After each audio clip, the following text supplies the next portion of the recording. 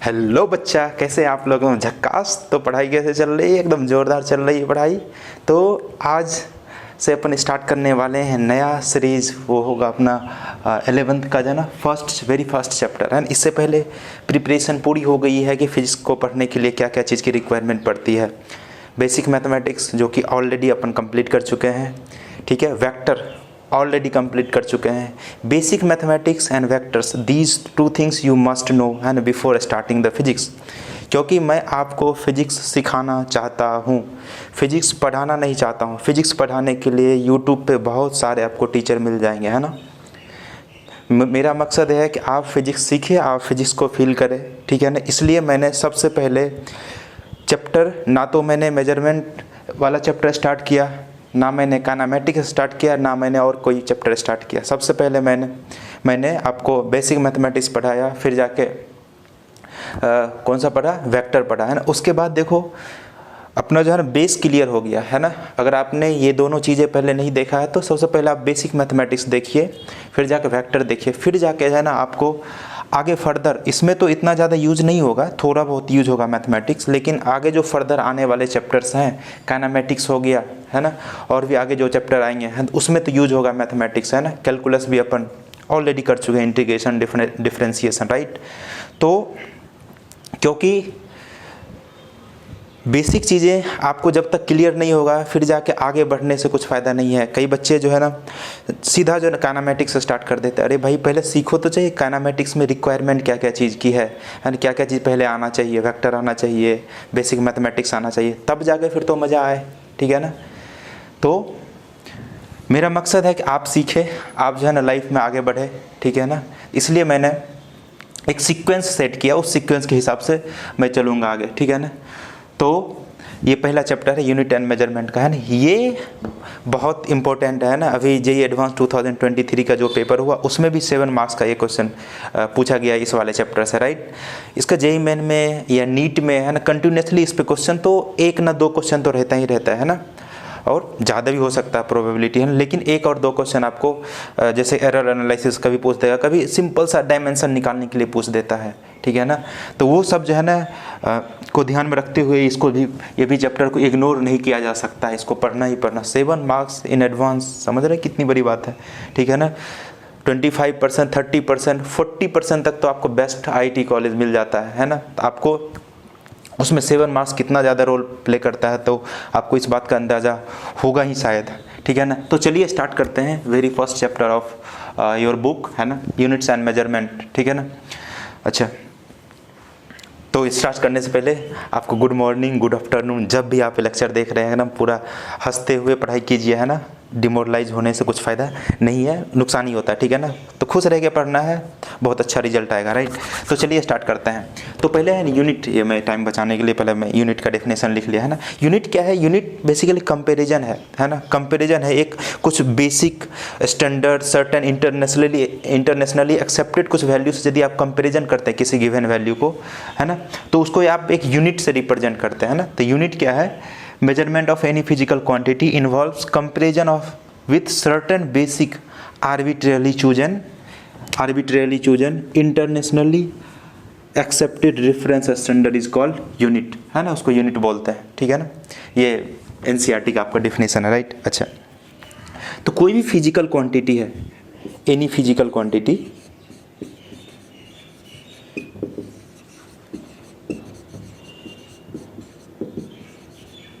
Physical quantity को अपने PQ से डिनोट करें। PQ मतलब फिजिकल क्वांटिटी। तो कोई भी फिजिकल क्वांटिटी लिखा जाता है N इंटू यू से, N इंटू यू से, ठीक है ना। N क्या है? न्यूमेरिकल वैल्यू, या फिर इसको अपना बोलते हैं मैग्नीट्यूड, और U क्या है? यूनिट। U है यूनिट, राइट। तो जैसे कि आपको ऐसा लिखा रहता है ना कि 5 kg 37 डिग्री सेल्सियस, तो ये क्या हो गया? 5 मैग्नीट्यूड को रिप्रेजेंट करता है, एक kg क्या बता रहा है? ये मास वाले कम्युनिटी से आ रहा है ना, ये यूनिट हो गया। सिमिलरली 37 क्या है? Magnitude, and degree Celsius is your unit, है ना। ये डिग्री सेल्सियस 37 सिर्फ लिखेंगे तो पता नहीं चलेगा क्या, 37 kg भी हो सकता है। ये यूनिट क्या बताया, ये टेम्परेचर वाले कम्युनिटी से कहीं ना कहीं ये आ रहा है, ठीक है। तो फिजिकल क्वांटिटी को अपन ये से डिनोट करते हैं, ठीक है, N इंटू यू। तो ये इसको आप लिख लें, इसको मैं हटाऊँ।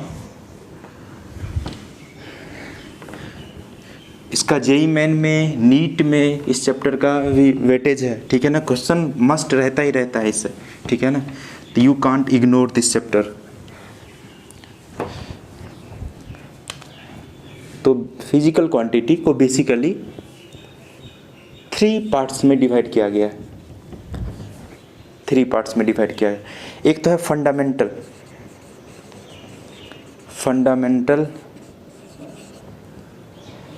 PQ मतलब समझ गया ना, PQ मतलब फिजिकल क्वांटिटी है, physical quantity.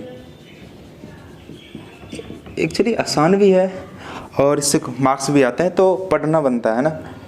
Fundamental physical quantity, fundamental बोलो या फिर इसको बेस बोलते हैं ना, बेस फिजिकल क्वांटिटी, है ना। ये किसी और पे डिपेंड नहीं करता, it is independent. This quantity has independent existence, right. On the basis of this quantities we are able to derive other quantities, है ना। इसलिए दूसरा आता है अपने पास derived physical quantity, derived physical quantity. तीसरा, other than these fundamental physical quantity, दो और क्वांटिटीज, सॉरी मैं फंडामेंटल बोल, 2 और क्वांटिटी डिफाइन किया गया जिसको अपना सप्लीमेंट्री फिजिकल क्वांटिटी बोलते हैं ना। वो एंगल के लिए है, एक प्लेन एंगल, एक सॉलिड एंगल। तो 2 है, दूसरा अपना सप्लीमेंट्री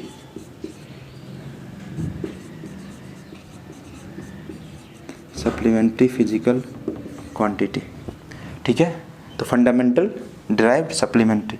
तो सबसे पहले फंडामेंटल देखना अपने को, fundamental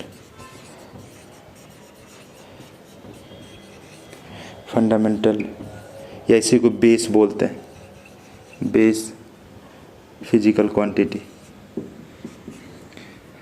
the quantity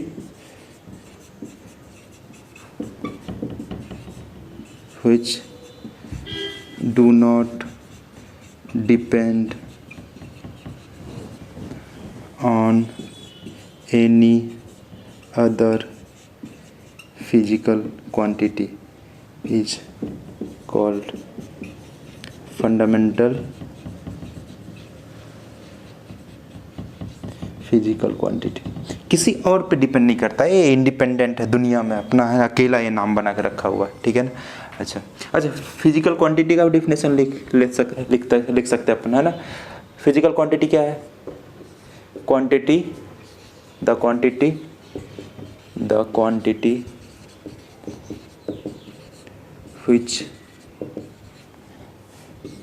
can be measured with an instrument is called physical quantity, है ना।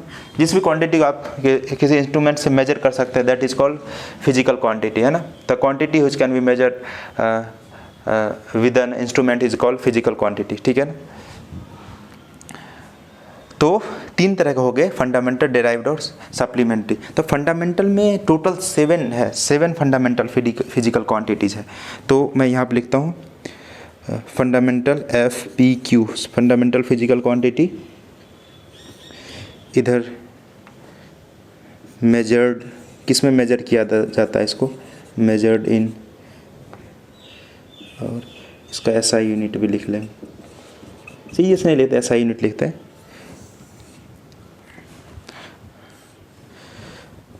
तो फंडामेंटल फिजिकल क्वांटिटी में एक तो हो गया मास, मास को किलोग्राम में लिखते हैं, लेंथ को इसमें मेजर करते हैं मीटर, हालांकि अदर भी यूनिट इसके किलोमीटर होते हैं, सेंटीमीटर होते हैं, है ना। मैं SI वाली बात कर रहा हूँ। तो यह लेंथ हो गया, टाइम को सेकेंड में, temperature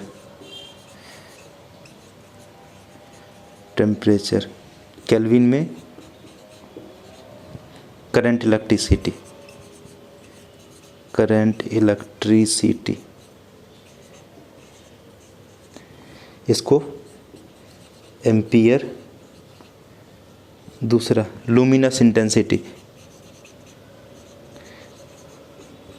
luminous intensity, luminous intensity मतलब कुछ लाइट वगैरह से रिलेटेड है ना। लुमिनस इंटेंसिटी कैंडेला, CANDE, आती के खंडाला नहीं, कैंडेला है। नेक्स्ट है amount of substance, amount of substance, ये होता है मोल। इसका ऐसा यूनिट क्या था, केजी, मीटर का एम, सेकेंड का एस, केल्विन का के, एम्पियर का ए, इसको आई से भी ऐसे लिखते हैं, ठीक है ना। कैंडेला का सी, और कई बार CD भी लिखा रहता है, CD, और इसका मोल ऐसे। ये क्या, छोड़ो इसको, ये हो गया केजी, एम, एस, के, एम्पियर, सी और मोल, ये इसका ऐसा यूनिट हो गया। डायमेंशन बाद में देखें, मैं यहाँ पर डायमेंशन लिख रहा था, डायमेंशन की बात बाद में करते हैं ना। तो ये हो गया अपना, ये याद रखना, KG, metre, second, kelvin, ampere, C, इसको CD लिख ले, CD, मोल, ठीक है ना। तो ये हो गया, ये है फंडामेंटल फिजिकल क्वांटिटी, ये इंडिपेंडेंट होता है, किसी पर डिपेंड नहीं करता। अब है दूसरा अपना डिराइव्ड, है ना, डिराइव्ड फिजिकल क्वांटिटी। तो इसको मैं हटाऊँ,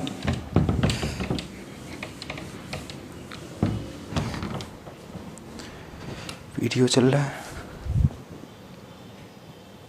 चल तो रहा है।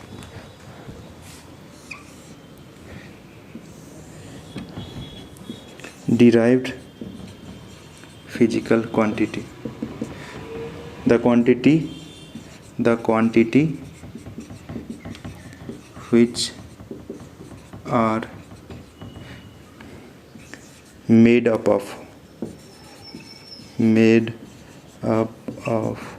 from fundamental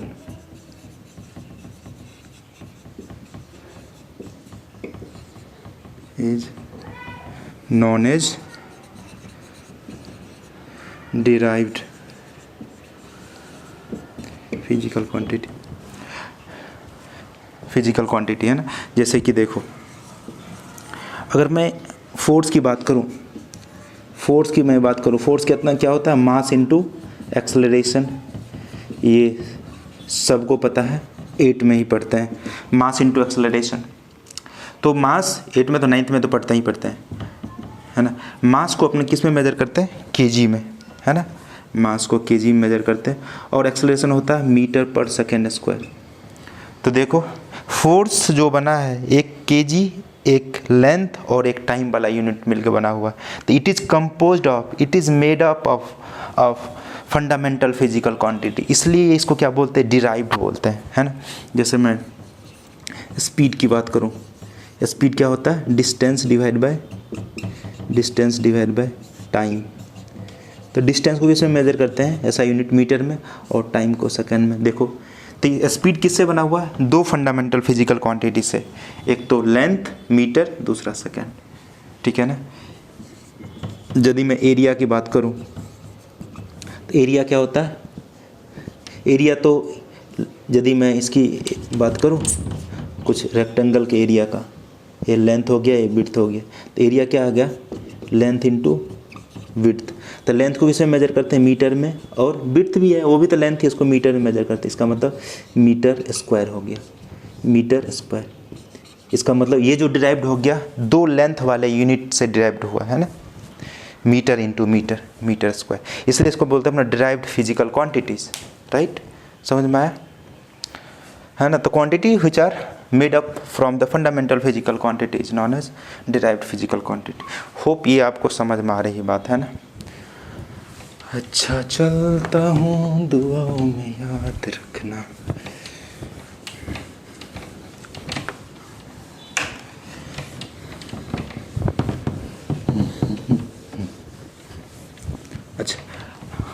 अच्छा, other than fundamental physical quantity दो और जो है ना क्वांटिटी डिराइव किया गया है इसके अंदर आता है सप्लीमेंट्री के अंदर। एक तो होता है अपना प्लेन एंगल सप्लीमेंट्री,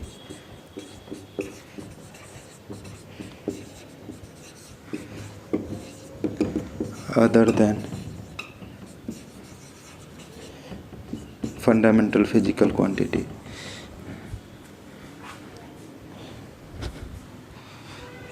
एक तो हो गया प्लेन एंगल, इसके अंदर प्लेन एंगल। प्लेन एंगल मतलब दो स्ट्रेट लाइन के बीच में जो बनने वाला एंगल है ना, एक स्ट्रेट लाइन ऐसे खींच दिया, एक ऐसे खींच दिया, इसके बीच में जो एंगल बनेगा उसको क्या बोलेंगे? Plane angle. प्लेन एंगल इसको बोलते हैं ना थीटा, थीटा, ठीक है ना। अच्छा, इसका ऐसा यूनिट क्या होता है? ऐसा यूनिट रेडियन, शॉर्ट में रेड। दूसरा होता है सॉलिड एंगल, सॉलिड एंगल। इसका जो सिंबल होता है ऐसा ओम, रेजिस्टेंस का जैसा पढ़े थे ना ओम, इसका ऐसा सिंबल होता है। तो सॉलिड एंगल होता है 3D वाला एंगल, 3D वाला एंगल सॉलिड एंगल। जैसे आपने सॉफ्टी खाया होगा तो सॉफ्टी के नीचे में देखो, जो नीचे में जो कोना है उस वो जो है ना उसको है ना कंसीडर करके ऊपर में एक जो एंगल बन रहा होगा उसको क्या बोलेंगे? Solid angle. जैसे कि ये रहा, ये देखो यहाँ पे जो 3D में जो एंगल बनाए, ये 3D में जो एंगल बना है यहाँ पे, इसको क्या बोलेंगे? सॉलिड एंगल, सॉलिड एंगल, ठीक है ना। तो इसको ओम से डिनोट किया, इसका मान चलो कि एरिया कुछ DA है ना, और इसका लेंथ यहाँ से यहाँ तक कुछ AR है लेट्स से। तो ये जो ओम है ये DA divide by R square ऐसा होता है, ठीक है ना।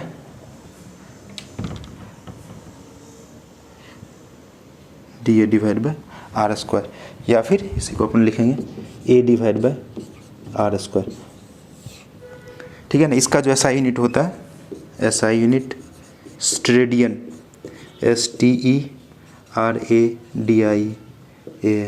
स्ट्रेडियन, ठीक है ना।